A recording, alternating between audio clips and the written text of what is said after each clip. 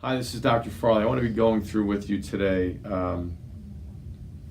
the adrenal salivary index testing.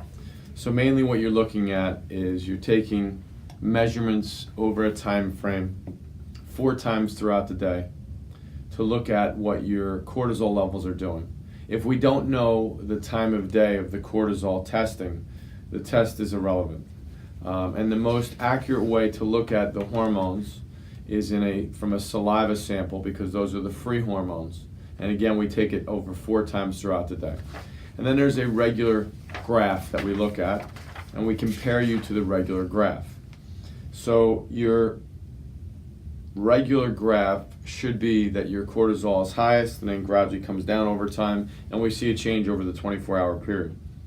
We then just look at how your graph compares to that graph to get an idea of what's happening with your salivary cortisol levels.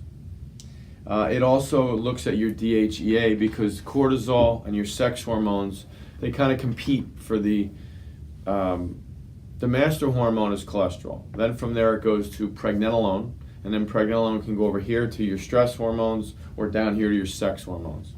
If there's an imbalance there over time, then we can see a change in the ratio of the DHA cortisol ratio. And when we look at this, we're looking at, again, the 4 time frames, from 7 to 9, 11 to 1, 3 to 5, and 10 to 12 a.m. We take samples. And then we want to see that you drop within the normal range. Once we determine that you're either within a normal range, that's great, nothing to do there, or that you're outside that range, we then can look at what to do with this to start to make some change. And keep in mind, there's 3 types of stressors that can throw this off. There's mental emotional stress, there's physical stress, and a big physical stress in a lot of people is they're not moving enough, there's no exercise in their life. And then third is chemical stress. The chemical stress could come in the form of food, nutrient deficiencies, dysbiosis, pathogens inside the body, improper methylation, blood sugar issues, thyroid issues, all types of issues can create chemical imbalances, and then it can show up as a high stress response.